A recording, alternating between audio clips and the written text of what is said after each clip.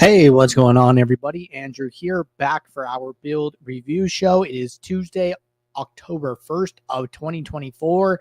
And on our build review show, I bring users' builds up live on stream, giving them personalized feedback and advice about things that I think they can do differently to help them improve their post-contest sim ROIs, build stronger lineups, and enter those into their contests. So we do this show Monday through Friday, 5 p.m. Eastern, following our office hours show. And we have one person signed up today. So we're going to jump in and analyze this person's portfolio and everything that they did from the Sunday main site. If anybody ever wants to get signed up for a show, all you got to do, drop your DK username in the office hours channel in our Discord server, and I will add you to the queue for our next show. But with that said, let's get SaberSim pulled up here. And let's go back to, so it's going to be easy. And we're going to go to Sunday's main slate.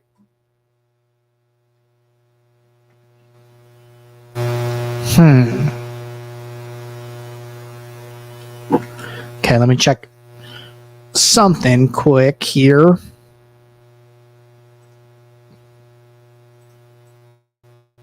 Because I'm not seeing Easy's builds from Sunday, and Easy did tell me that they played. So let's check this out real quick.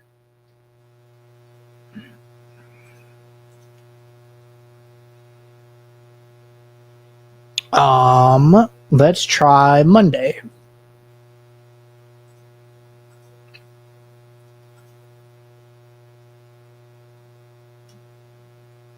Okay, so I do see the Monday slate here. So we're going to stick with Monday. So let's get this up. And we're going to go over the contest tab.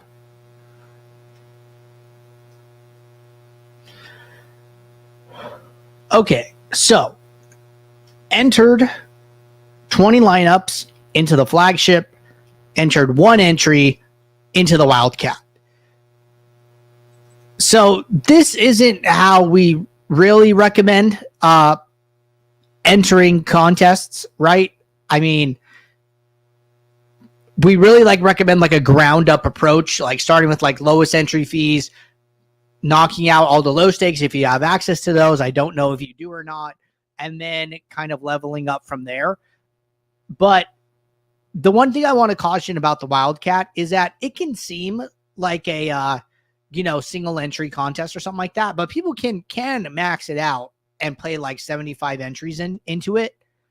And I would be actually kind of curious how many people are doing that.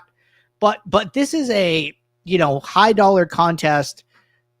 It's basically like an MME kind of disguised as something that's a little bit smaller, I think, as people play less lineups into it.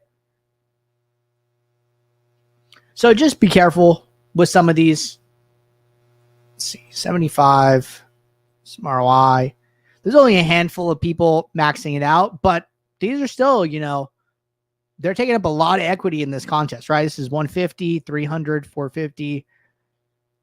So 20% of entries in the contest are coming from maxers here. So, these are some of the best players in the lobby able to max out the Wildcat. So just be careful with this.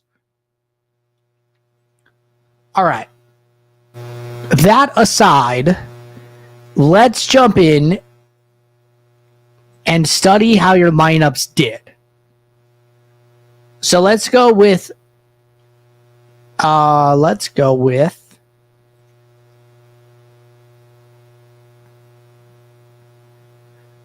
Wildcat. We're going to study the Wildcat.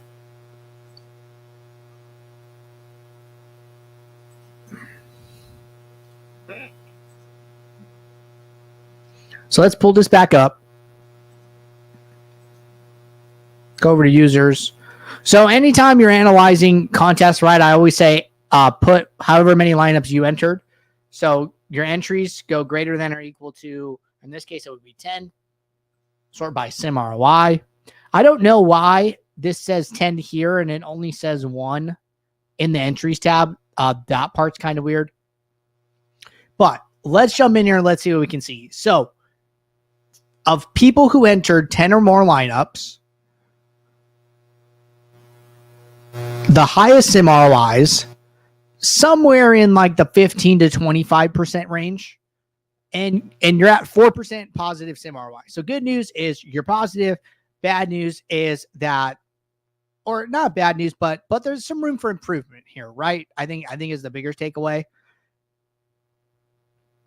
And you're still probably like a top 20 based on these numbers here. But let's see what some of the biggest differences are between your sets and some of these sets that did better. So it's a 2-game slate, right? So duplication is going to be a factor.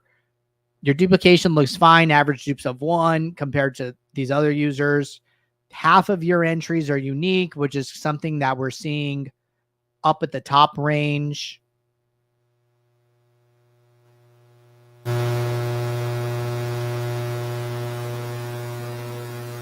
Almost all your lineups are duped less than 5 times. Your sim average score doesn't look bad because we see like 106, we see like 108, we see another 107, 106. So I'm not seeing anything super obvious here that would lead me to say like, okay, if you change this, then, you're going to grade out better. So when we can't find something like that, we usually need to dig a little bit deeper. So what I would do is I would go in and filter by your lineup specifically and go to the lineups tab. And then I would start analyzing these, right? And I basically want to see like, okay, the lineups that graded out negative, what factors did they have?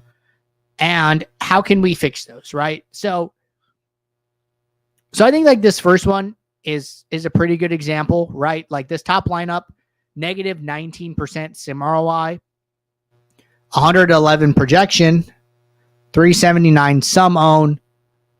I don't know what the geo mean of this lineup is, but let's compare it to lineup 2, right? Lineup 2, 3 projected points less at 108.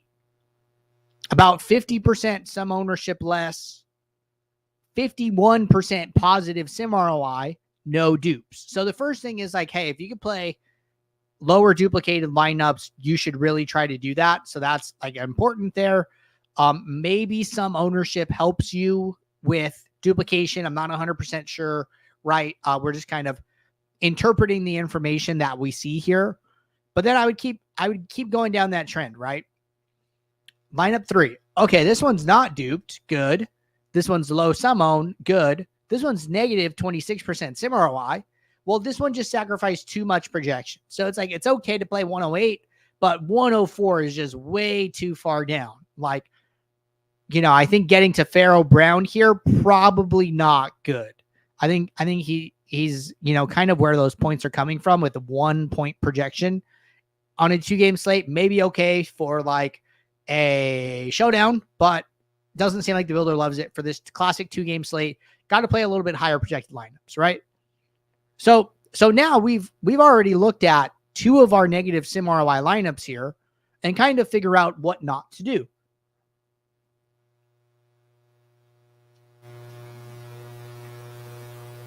So this third lineup, this fourth lineup, I don't know what to say. Some ownership looks about the same. Projected score is kind of close. Is basically 104 versus 104.6. This one's positive 13%.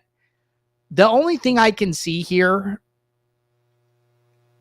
is,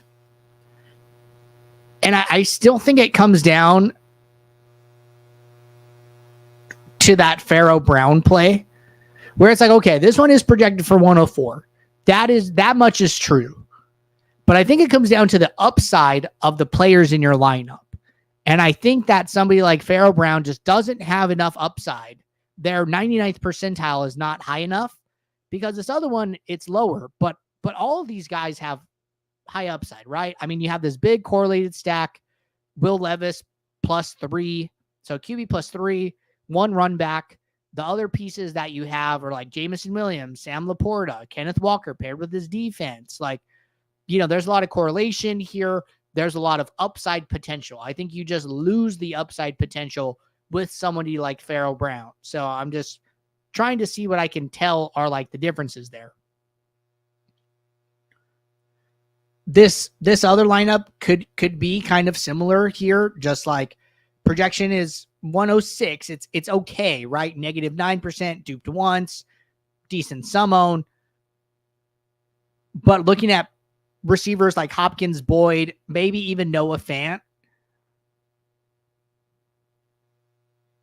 it almost just seems like there are better combinations here that work in terms of upside. So, I'm obviously making some assumptions here, but this is what you need to be trying to do. You need to be trying to understand what the sim ROI is telling you. It's not going to like generate some AI, paragraph kind of describing like what is wrong with this lineup. That'd be pretty intense if we did that.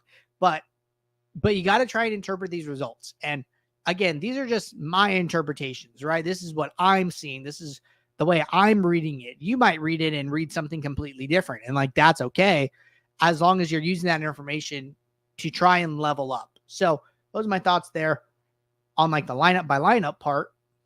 Let's jump over to a build.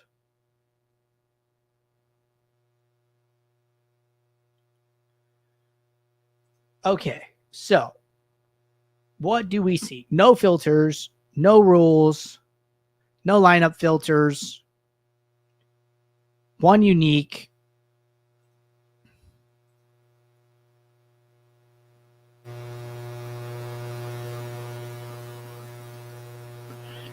A minimum exposure to Zach Charbonnet.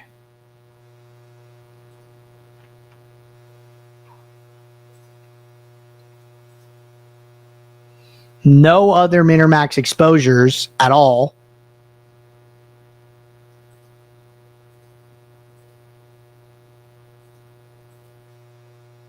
So pretty hands off, right? This is like a pretty hands off build, all things considered. And I don't mind it all. I don't mind it at all, right? So I think that, well, one, you were positive sim ROI in the contest, probably like top 20 user from people who entered the same number of lineups or more, right? So I think like some small tweaks on maybe like the lineup analyzation process could be good, right? Maybe you need to do something like for upside, maybe like dropping the lowest upside lineups, right? Like this is something we talked about. Like there was one user is like, okay, I think you might be playing too high sum own lineups in MLB, and like maybe you should try a filter. And they started filtering out this high sum own lineups. Like, hey, that works great for me. Thank you. So what I get from this is like, hey, maybe you need to be getting rid of like some of the lowest percentile lineups. So like I would do something where I came in here and say, hey, show me lineups with, 99th percentile greater than, and I don't know what this number ends up being, right? Let's try one almost like 130. Okay, so that's too high, right?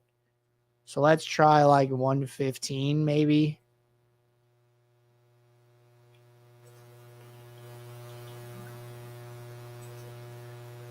I don't even remember what the projected scores were.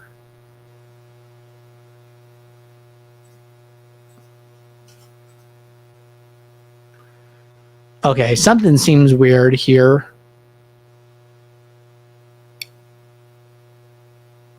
But basically, this would be something I would be experimenting with.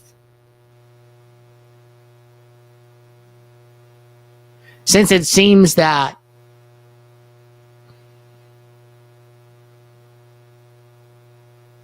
upside is like the key component here. But I don't know what I did with this filter. I might have broke something. I'm going to make a note to our team to review this.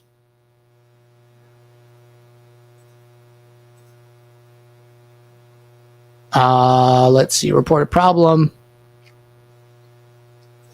And I'm going to say percentile filters not working correctly. But aside from that, I don't have a lot of other comments. So try and mess around with that. Try and see if that helps at all. But that percentile filter would be the one that I'm looking to do. All right. Other than that, good stuff here. Appreciate you signing up for the build review. That was our only person for today. If anybody wants to get signed up for tomorrow's show, all you got to do, drop your DK username in the office hours channel in our Discord server, and I will add you to the queue. So appreciate everybody tuning in. I'll see you all tomorrow. Until then, take care. Thanks. Bye.